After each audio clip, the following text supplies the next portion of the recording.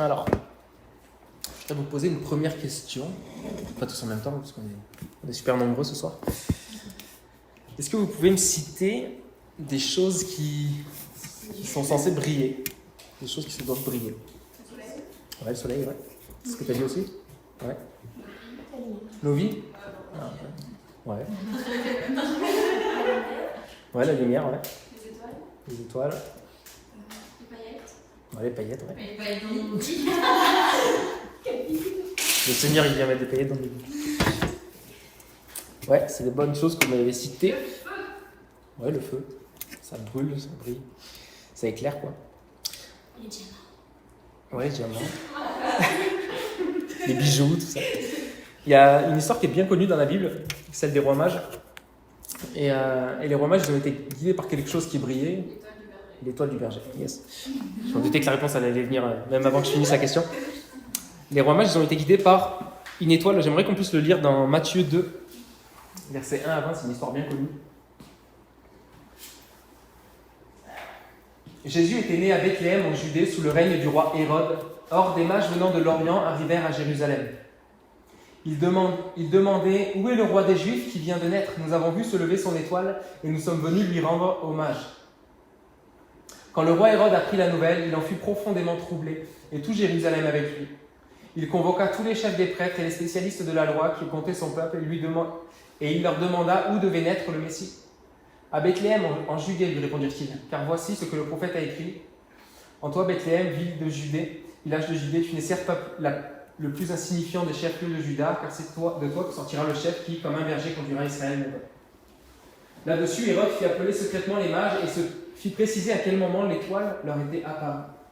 Puis il les envoya à Bethléem en disant « Allez là-bas et renseignez-vous avec précision sur cet enfant, puis quand vous l'aurez trouvé, venez me le faire savoir pour que j'aille moi aussi lui rendre hommage. » En vrai, il voulait le tuer, vous le verrez ensuite du texte.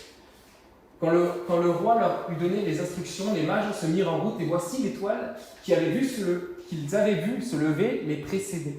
Elle parvint au-dessus de l'endroit où se trouvait le petit enfant et là elle s'arrêta.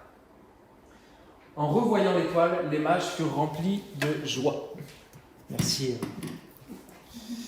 Marie. J'ai une autre question maintenant. Elle est facile, la réponse est facile. Ce soir, c'est des questions faciles. Vers qui cette étoile conduisait les mages? Les filles, vous répondez plus vite qu'Océane. Trop vite. Cette étoile, ouais, c'est clair. On pourrait jouer à buzz. Cette étoile, elle conduisait les mages vers Jésus. Et j'aimerais qu'on puisse lire un autre texte. On va lire 3 textes ce soir. Après, je vous embêterai pas plus. Un autre texte bien connu dans Matthieu 5, versets 14 à 16. D'accord, on a parlé de choses qui brillent, on a parlé de l'étoile qui a conduit vers Jésus. Matthieu 5, verset 14. Vous êtes la lumière du monde. Une ville au sommet d'une colline n'échappe pas au regard. Il en est de même d'une lampe. Si on l'allume, ce n'est pas pour la mettre sous une mesure de grain. Au contraire, on la fixe sur un pied de lampe pour qu'elle éclaire tous ceux qui sont dans la maison. C'est ainsi que votre lumière doit briller devant tous les hommes, pour qu'ils voient le bien que vous faites et qu'ils attribuent la gloire à votre Père céleste. Amen. Nous sommes appelés à briller, d'accord ? Et j'enregistre, donc toi aussi qui écoutes ce message, tu es appelé à briller, nous sommes appelés à briller. Et le titre de mon message, de ma pensée ce soir, c'est celui-ci. Est-ce que tu brilles ? Est-ce que tu brilles ? C'est la question que j'aimerais qu'on puisse se poser. Alors, c'est pas briller comme ce monde, parce que dans ce monde, briller, c'est quoi ? Dans ce monde, briller, c'est être populaire. Dans ce monde, briller, c'est être riche, être connu, avoir peut-être voyagé dans le monde, faire plein de choses, être peut-être un des plus grands influenceurs, une des plus grandes influenceuses. Briller, c'est ça, c'est être connu, être populaire, être riche. Mais dans cette image-là, est-ce que Jésus attend de nous, c'est bien différent ? Eh bien, oui, Jésus veut que nous soyons connus, mais pas pour notre richesse, pas pour notre garde-robe ou quoi que ce soit. Jésus veut qu'on soit connu pour lui appartenir. Et il veut que l'on brille. Et la question c'est, est-ce que tu brilles ? Et je voulais vous partager quelque chose que j'ai vécu cette semaine. La première fois que je vis ça, j'ai passé une semaine assez compliquée. J'étais assez fatigué. Pour vous dire, je vous parle avec franchise. J'avais aucune envie de faire cette réunion de jeunesse ce soir parce que j'étais fatigué, parce que j'avais pas envie, j'avais pas le cœur à ça. D'accord ? J'étais découragé. Ça m'arrive à moi aussi. Et j'avais pas du tout de pensée pour ce soir. Je savais pas du tout de quoi vous parler. Et je sais même pas si j'ai prié pour que Dieu me parle. Et en fait, ce qui s'est passé, c'est que dans la nuit, c'est la première fois que ça m'arrive, j'ai vu écrit Ésaïe 8.9. C'est vraiment, je le vois encore dans ma tête. Ésaïe 8.9, je crois que c'était sur fond noir, écriture dorée.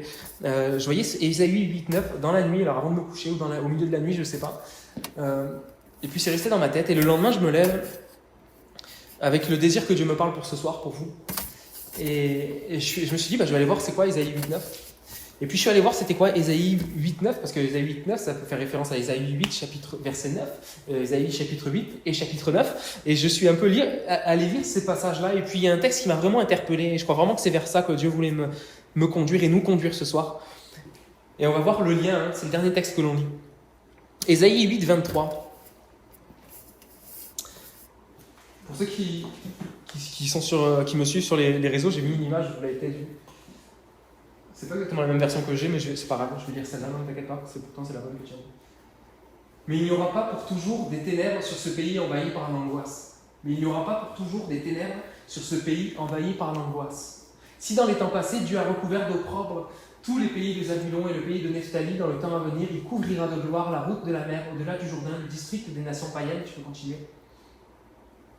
Le peuple qui vivait dans les ténèbres verra briller une grande lumière. La lumière resplendira sur ceux qui habitaient le pays dominé par d'épaisses ténèbres. Amen. Ô l'Éternel, tu fais abonder l'allégresse, tu fais jaillir une très grande joie, et on se réjouit devant toi, tout comme au temps de la moisson, ou comme on crie de joie lors du partage d'un butin.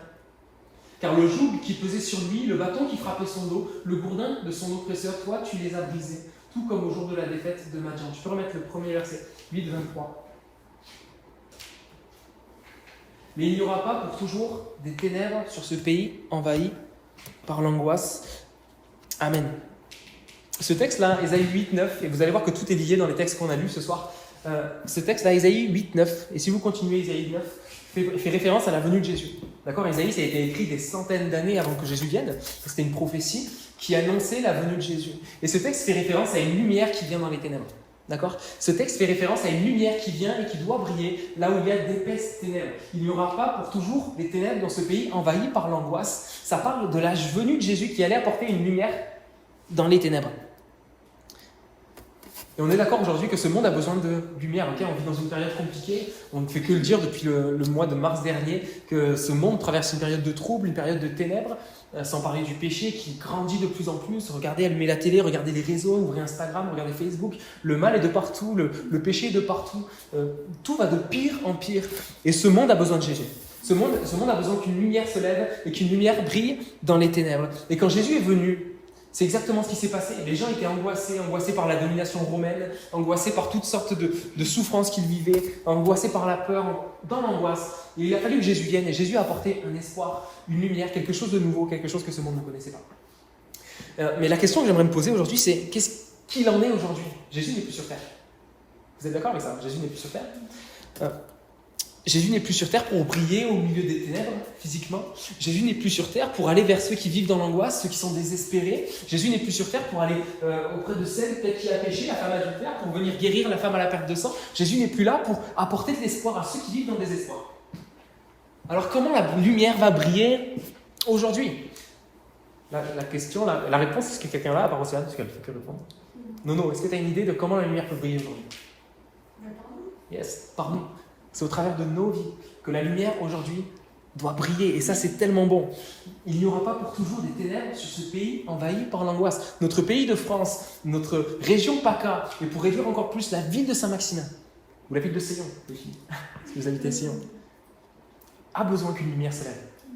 Ce monde a besoin qu'une lumière brille. Ce monde a besoin que Jésus brille au travers de nous, comme l'a dit Noémie. Il doit y avoir une lumière qui brille. Et aujourd'hui, elle ne brille plus par Jésus qui marche sur cette terre, mais elle doit briller par chacun de nous, parce que l'on est sur cette terre-là. Et c'est notre appel de briller.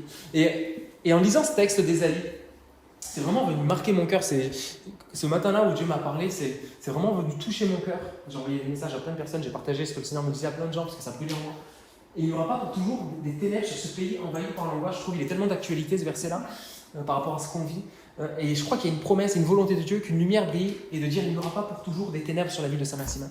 Il n'y aura pas pour toujours des ténèbres sur le pays de France. Dans ce monde-là qui traverse l'angoisse, il peut y avoir une lumière qui se lève. Et alors que j'ai lu ce texte, j'ai immédiatement pensé, je ne sais pas pourquoi, aux étoiles. C'est pour ça que j'ai fait le lien avec l'étoile qui a conduit les mages à Jésus, d'accord ? Et j'ai pensé aux étoiles qui brillent. Et puis je me suis posé cette question, pourquoi une étoile brille? Qu'est-ce qui fait qu'une étoile brille finalement? Pourquoi une étoile est en train de briller? Et j'ai juste tapé ça, pourquoi une étoile brille sur Google, et j'ai trouvé quelque chose qui n'est pas écrit dans la Bible, mais qui est scientifique. Quand elle rentre en contact avec l'atmosphère, non, c'est ça? Attends, même les trucs scientifiques, tu connais? Non, je vais vous lire le texte. Alors accrochez-vous parce que c'est... Je finis ta prêche tranquille. Océane, tiens, fraîche. J'ai regardé sur internet et il y a des mots un peu compliqués, d'accord? C'est un peu des termes scientifiques, mais je trouve qu'il y a une image derrière ça sur ce que nous sommes appelés à vivre et de laquelle manière et pourquoi nous sommes appelés à briller. Accrochez-vous, on y va. En effet, à 10 millions de degrés, déjà rien que ça, tu dis c'est ouf, 10 millions de degrés.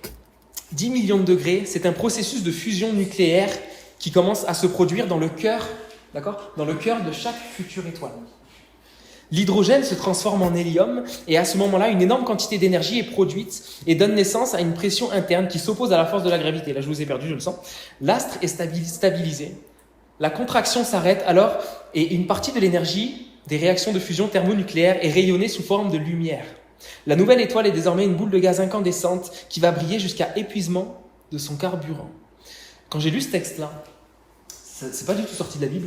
D'accord? Ça nous parle de l'étoile, c'est le terme scientifique, l'étoile que Dieu a créée, Dieu est le créateur des étoiles. Et quand je me posais cette question, pourquoi une étoile brille? Et finalement, pourquoi est-ce que nous devrions briller? Dieu est venu me parler au travers de ce texte-là, et au travers de la nature, de ce qu'il a créé. On a lu là dans ce texte-là, c'est un processus de fusion nucléaire qui commence à se produire dans le cœur de chaque future étoile. Pourquoi est-ce que l'on brille? Briller, pour nous, ça veut dire quoi briller ce soir? Briller, ça veut dire refléter Christ. Briller, ça veut dire évangéliser, d'accord? C'est le mot évangéliser que peut-être ce mot te fait peur. Ça veut dire ça, briller, ça veut dire évangéliser. Évangéliser, c'est quoi? C'est annoncer la bonne nouvelle, tout simplement, d'accord? Annoncer la nouvelle de Jésus qui est venu sauver le monde. Évangéliser, c'est ça. Briller, c'est ça. Briller, c'est refléter Christ. Briller, c'est apporter de l'espoir dans des endroits, dans des familles, dans des endroits où il n'y a plus d'espoir, d'accord? Je me rappelle quand je suis parti en mission en Roumanie, on allait dans un petit village de Rome très très très pauvre et on est venu apporter ce qu'on pouvait avec nos louanges, avec nos chants, nos cantiques, une petite guitare, avec des messages. On est venu apporter l'espoir là où il n'y avait pas d'espoir. Et ça, on peut le vivre au quotidien, là où Dieu nous a placés. C'est un processus de fusion nucléaire qui commence à se produire dans le cœur de chaque future étoile. Il y a un feu qui est là. Il y a une fusion qui est là. Et il y a un problème, et je partageais ça avec un frère de l'église quand Dieu m'a parlé. Et il y a un problème qu'on rencontre souvent et que moi j'ai vécu. C'est que parfois on va se dire qu'on doit évangéliser. Parce qu'on doit évangéliser, parce qu'on est chrétien, il faut évangéliser, c'est comme ça. Des fois on se dit ça, on se dit je suis chrétien, faut que j'évangélise, bon j'ai pas envie mais j'y vais parce que c'est l'appel du chrétien, alors il faut que je le fasse, alors j'y vais, je sors en ville, des fois je distribue quelques tracts, ça fait longtemps qu'on l'a pas fait, je vais le faire parce que je dois le faire, voilà. Ça me met une pression, ça me met un poids, j'ai pas envie, j'ai une angoisse dans mon cœur, je suis stressé, je suis timide, je sais pas quoi dire, mais j'y vais parce qu'il faut le faire. Mais en fait, on voit qu'une étoile ne brille pas parce que c'est une étoile, il faut qu'elle brille. Parce qu'on va voir tout à l'heure qu'il y a des étoiles qui ne brillent pas. Mais l'étoile brille parce qu'il y a un feu qui commence à naître au fond d'elle dans son cœur. Et en fait, le fait que nous chrétiens, nous les jeunes, nous allons briller et faire la différence, ça va commencer quand il va y avoir un feu qui va naître en nous. Et en fait, l'étoile ne peut pas faire autre chose que de briller, parce qu'en elle, il y a un feu qui a commencé, une fusion qui s'est créée dans son cœur. Et en fait, c'est ça que l'on doit rechercher. C'est que notre cœur soit en feu. C'est que notre cœur soit en feu. Et la transformation continue. Il nous dit qu'il y a une transformation, de l'hydrogène se transforme en hélium. L'hélium, on connaît. L'hélium, c'est le truc qui vous fait parler comme ça. Mais l'hélium aussi, c'est ce qui fait... Je fais bien. L'hélium aussi, c'est ce qui fait que le ballon, vous savez, ces ballons qui s'envolent tout seuls, qui partent vers le hauteur, c'est des ballons remplis d'hélium. Et je trouvais ça amusant que l'hydrogène se transforme en hélium, parce que l'hydrogène, c'est pas un gaz, d'accord? L'hydrogène, c'est un gaz classique, mais il nous a dit que l'hélium, c'est un gaz rare, très léger. Et c'est ça qui fait qu'il va remonter. Et il y a une transformation entre l'hydrogène en quelque chose de rare, l'hélium, et l'hélium monte vers le haut et attiré vers ce qui est en haut. Et en fait, un cœur en feu, c'est un cœur qui est attiré vers les choses d'en haut. D'accord? C'est pas un texte tiré de la Bible, mais je trouve que l'image est forte.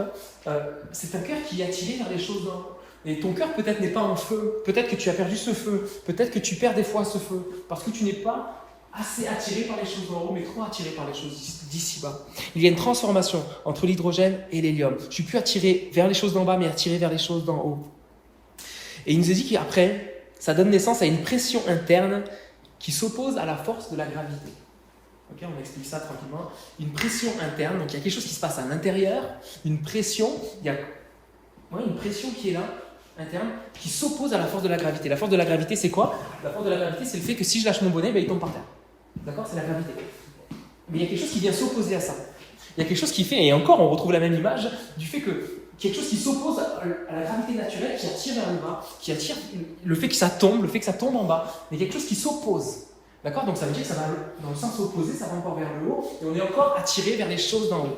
Et on ne pourra pas avoir un cœur en feu. Et je vous assure que je vous dis, ce que je vous dis, je me le dis à moi. Je ne pourrais pas avoir un cœur en feu si d'abord je ne recherche pas les choses d'en haut, si d'abord je ne me laisse pas attirer par les choses qui viennent d'en haut, les choses qui viennent d'en haut. Parce que si je suis attiré par les choses d'en bas, on va le voir tout à l'heure, mais je ne vais pas briller. Je ne vais pas briller tout simplement parce que le feu en moi va s'éteindre. Et ça continue en disant que cette étoile-là va briller jusqu'à épuisement de son carburant. En gros, tant qu'il y a du feu, l'étoile brille. Tant qu'il y a du feu, l'étoile brille. Je rappelle le titre de ma pensée ce soir, c'est « Est-ce que tu brilles ?» Et je me la pose à moi, John, est-ce que tu brilles? Est-ce que dans ton quotidien, tu brilles? Une étoile brille parce qu'elle est en feu. Mais j'aimerais vous parler d'une autre étoile. Ce qu'on appelle une étoile morte. Parce que le ciel, nous, ce qu'on voit la nuit, c'est les étoiles qui brillent, finalement, les étoiles qui sont en feu, on les voit. Mais en fait, il y en a plein qu'on ne voit pas. Ce sont les étoiles mortes. La mort d'une étoile survient lorsqu'il n'y a plus de fusion possible au cœur de l'étoile. C'est fort, hein, punaise, je trouve l'image, elle est folle. La mort d'une étoile survient lorsqu'il n'y a plus de fusion, plus de feu, plus de fusion possible au cœur de l'étoile. La majorité des étoiles refroidissent alors tranquillement jusqu'à devenir ce que l'on appelle une étoile morte. Et ça, c'est fort et c'est très dur et c'est à prendre au sérieux, je pense. La majorité des étoiles refroidissent alors tranquillement jusqu'à devenir ce que l'on appelle une étoile morte. Et on peut devenir un chrétien mort. On vient à l'église, on lit peut-être notre Bible, même un petit peu, on prie de temps en temps, mais en fait, on n'est pas un chrétien qui brille. On n'est pas un chrétien en feu. Et je trouve que c'est très fort et à prendre au sérieux. Et on pourrait trouver des versets qui appuient cela. Mais il nous est dit que la majorité des étoiles vont refroidir tranquillement. Et on peut se refroidir tranquillement. Dans notre vie avec Dieu, dans notre foi avec Dieu, il y a un risque, un danger que l'on se refroidisse tranquillement. Il y a un autre texte que j'ai trouvé qui dit ceci. Le cœur de l'étoile se refroidit progressivement jusqu'à ce qu'une escarbille, je ne sais pas ce que ça veut dire, jusqu'à naître qu'une escarbille au milieu de cendres cosmiques. Il nous est dit ici que l'étoile va se refroidir progressivement. Vous savez, pour qu'un cœur en feu s'éteigne, pour qu'un cœur en feu se refroidisse complètement, ça n'arrive pas du jour au lendemain.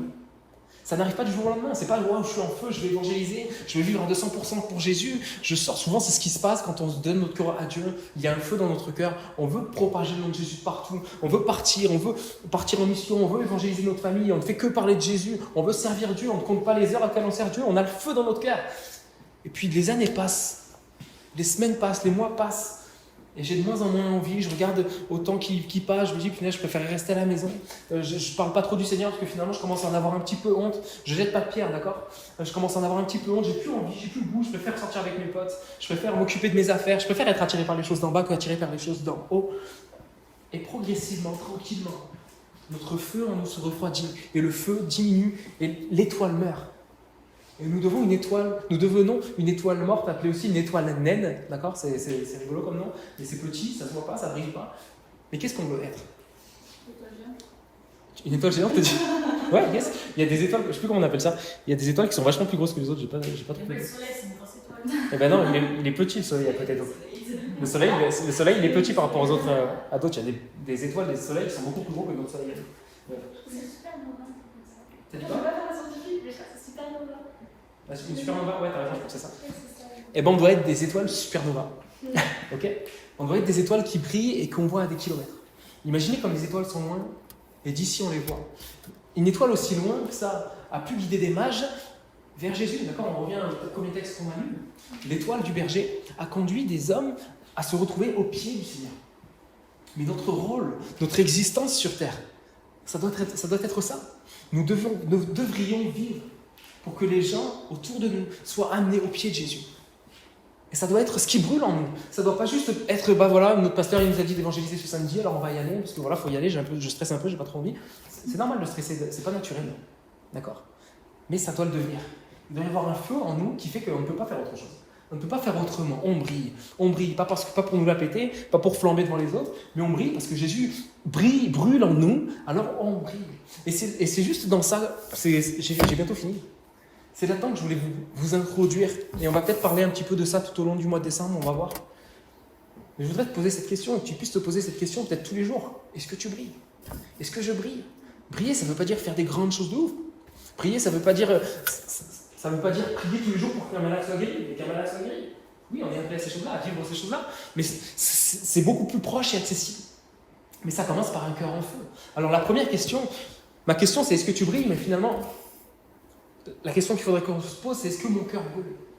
Est-ce que mon cœur brûle pour les choses d'en haut?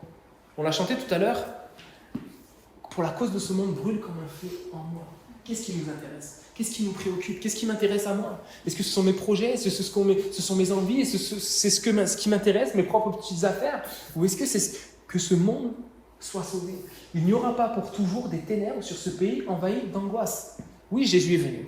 Oui, Jésus est venu faire le job, entre guillemets. Jésus est venu sur la terre, apporter l'espoir, mourir pour nos péchés et apporter cette lumière-là. Mais aujourd'hui, pour que la lumière soit répandue à Saint-Maxime, pour que la lumière soit répandue dans ton cercle d'amis, ton cercle de potes, peut-être que tu as 3 personnes avec qui tu restes souvent. Est-ce que tu brilles sur eux? Est-ce que tu brilles dans leur vie? Est-ce que les personnes qui sont à ton contact, tu brilles pour eux? Est-ce qu'ils peuvent voir en toi une étoile? Une étoile qui dirige toujours vers Jésus. Peut-être qu'ils en ont marre, peut-être qu'ils estimaient cette étoile, mon pote, toi, Noémie, Lisa, Océ, Marie, Lolo, vous faites que me parler de Jésus, vous faites que penser à Jésus, je pense à Jésus, cette étoile-là, l'étoile du berger, tu l'as suivie, tiens, elle est vers Jésus.